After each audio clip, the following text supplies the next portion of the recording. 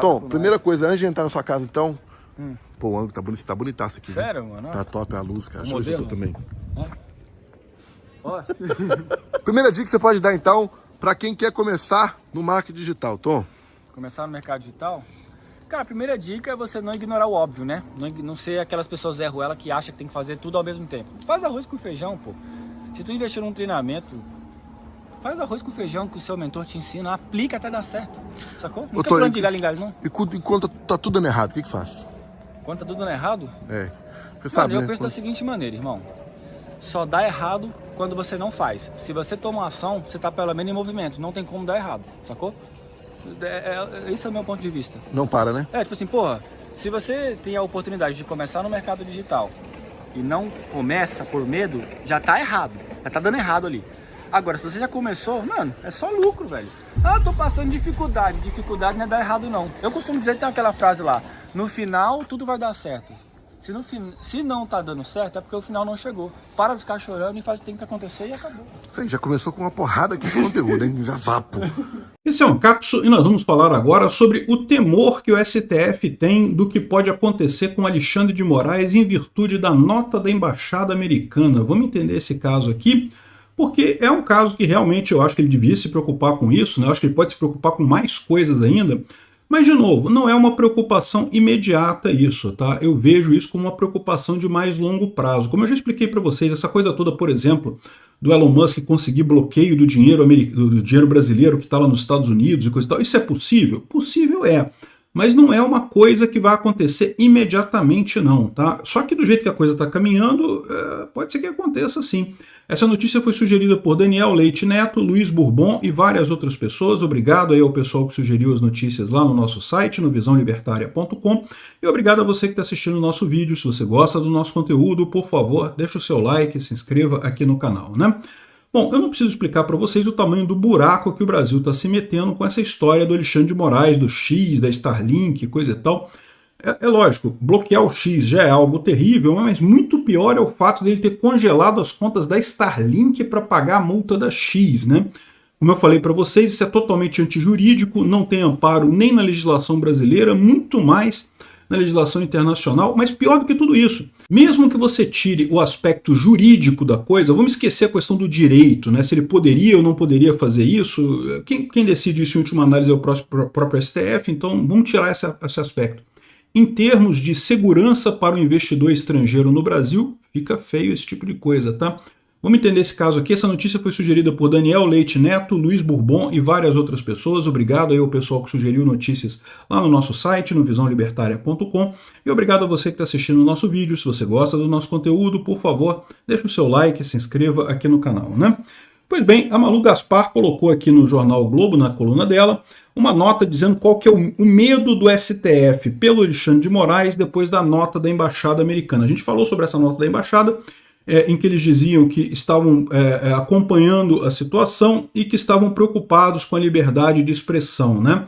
Ou seja, a nota ela não tomava partido, não dizia que estava do lado do Musk ou, ao contrário, não dizia nada, mas manifestava preocupação com a liberdade de expressão e isso faz com que, evidentemente, né, fique mais do lado do Musk, como eu expliquei, né? Então aqui ele está falando aqui, ó, a nota da Embaixada dos Estados Unidos sobre a suspensão do X, publicada na última sexta-feira, dia 30, acendeu um sinal de alerta dentro da corte em meio à crise envolvendo o ministro Alexandre de Moraes e o Elon Musk, né? A nota da Embaixada afirma que está monitorando a situação, a gente já falou sobre isso, não tem nada demais, né? Mas em suas redes sociais, o Musk foi ao X agradecer a expressão de apoio da Embaixada Americana e afirmou que, de fato, sem liberdade de expressão, o público não pode expressar seus pensamentos ou saber a verdade da situação, o que o torna impossível de votar com conhecimento preciso, né? Ou seja, o próprio Musk reconheceu que a Embaixada Americana ajudou, né? Aqui, ó, a linguagem e o timing da comunicação, sem nem mesmo esperar a suspensão do X, foram vistas como surpresa e despertaram a preocupação de que houvesse algum risco de retaliação diplomática. Já autoridades americanas não costumam se pronunciar sobre assuntos internos da corte, né? Porque o Alexandre de Moraes fez uma lambança muito grande, né? A embaixada não costuma se manifestar sobre esse tipo de coisa, mas o que o Alexandre de Moraes está fazendo é uma agressão muito grande, né? No auge da tensão, alguns ministros cogitaram até a possibilidade do visto americano de Moraes ser cassado, o que não poderia apresentar não apenas constrangimento para a corte a nível internacional, mas atrasar os governos Lula e arrastar o governo Lula e Biden para o centro da guerra entre Musk e Moraes.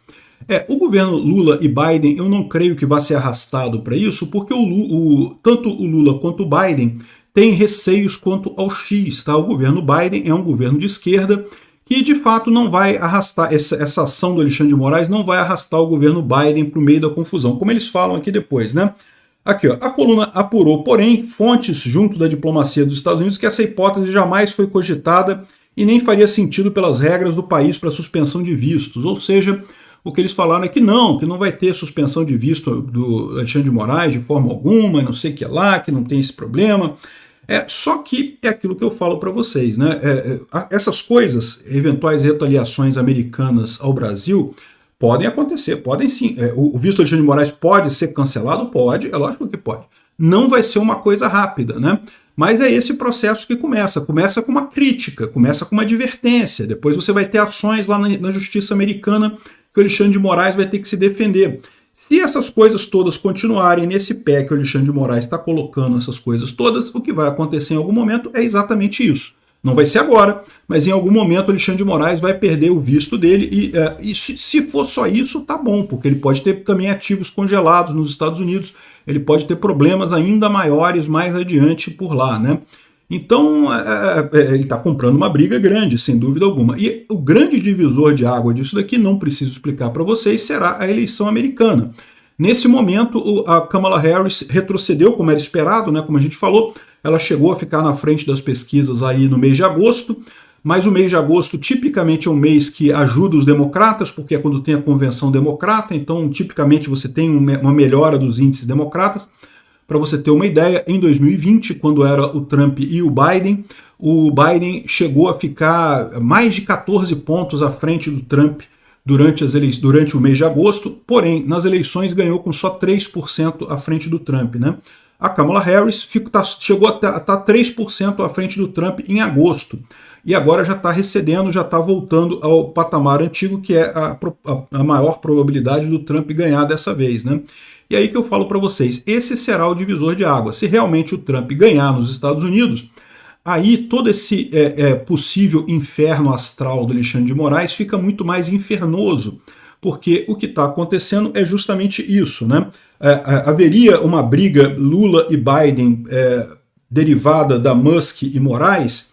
Possível o Lula já entrou nessa briga, né? O Lula já se aliou ao Alexandre de Moraes, já falou que está apoiando ele, coisa e tal. Então o Lula já comprou essa briga. O Biden não vai comprar a briga do lado do Musk, por enquanto. O Trump vai. O Trump vai comprar a briga do Musk nos Estados Unidos. Então sim, isso aqui tem um potencial muito grande de dar merda para o Brasil como um todo mais adiante, inclusive para o Alexandre de Moraes, especificamente por essas regras absurdas, né? O pessoal tem razão de estar preocupado com isso.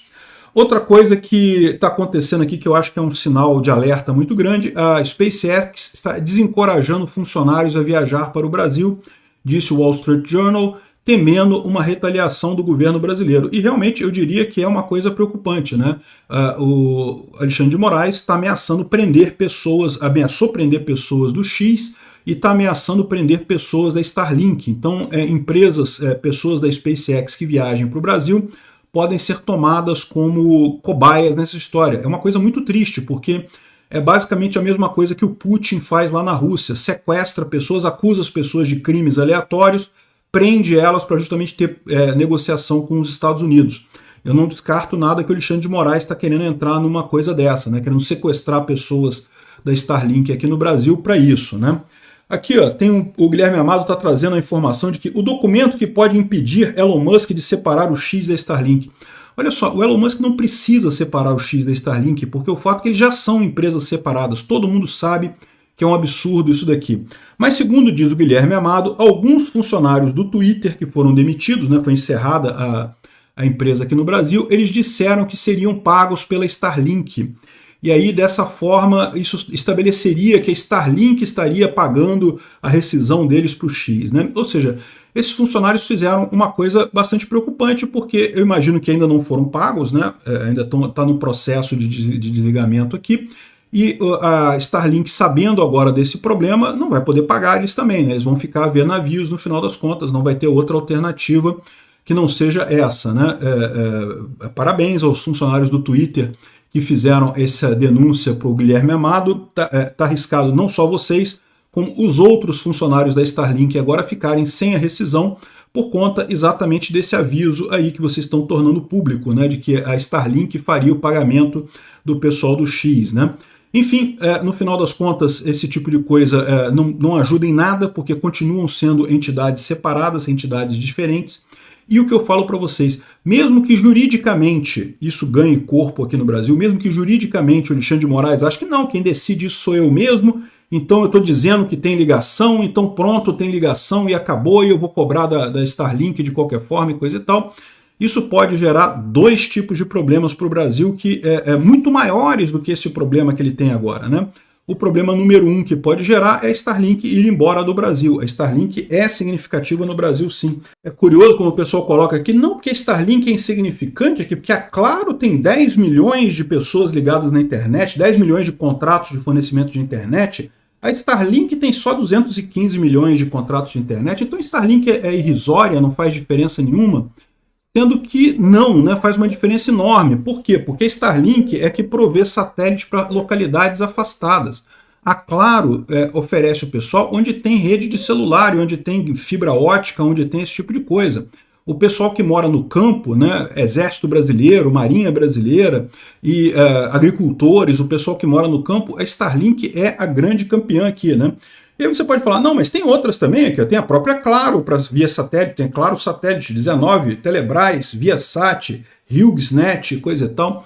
Todas essas aqui são satélites de alta órbita, né? Ou seja, são satélites que a conexão é lenta, tem muito lag, pouca capacidade. Nenhum deles aqui, de fato, concorre com a Starlink. A Starlink é única na coisa de satélite de baixa órbita.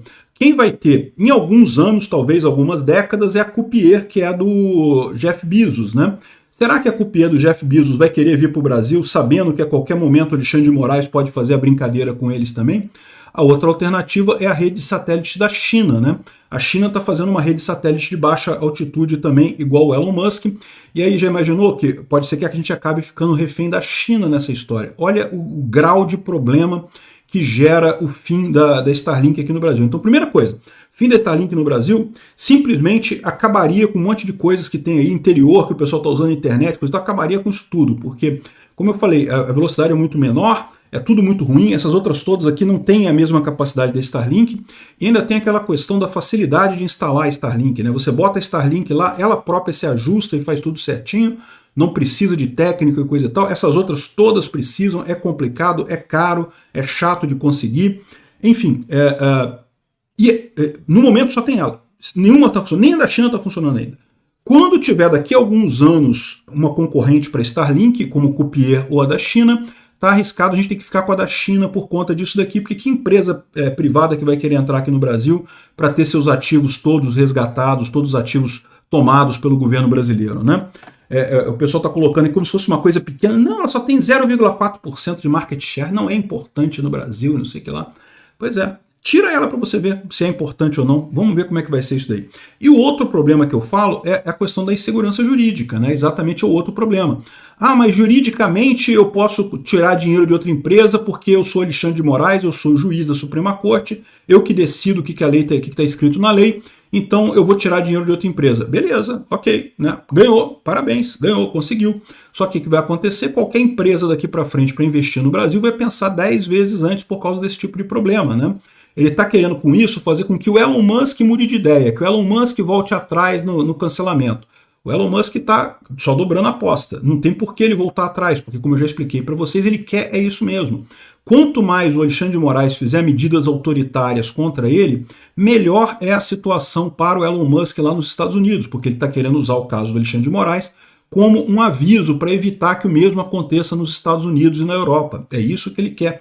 Então o Alexandre de Moraes está achando que sendo mais agressivo, sendo mais duro, tirando mais dinheiro dele, que vai conseguir fazer o Elon Musk voltar atrás e coisa e tal. E não vai. O Elon Musk está agradecendo. Cada vez que ele faz mais uma coisa dessa, fica mais evidente o problema, né? A Fernanda Salles aqui está falando aqui, ó, que o Alexandre de Moraes autorizou a apreensão de automóveis e aeronaves do Elon Musk no Brasil também, né? Olha que coisa incrível isso. Qualquer coisa que tiver no nome do Elon Musk aqui no Brasil vai ser tomado pelo Alexandre de Moraes. Já está valendo a ordem, tá? Já está valendo a ordem. Se o Elon Musk estiver indo para a Argentina e parar com o avião dele aqui no Brasil, pode ser apreendido o avião do Elon Musk pelo Alexandre de Moraes. E sabe o que vai acontecer? O Elon Musk vai até gostar disso. De novo, ele está usando esse caso do Alexandre de Moraes exatamente para fazer esse tipo de coisa, né? Quanto mais o Alexandre de Moraes for grotesco, for ditador nessa história, melhor para Elon Musk.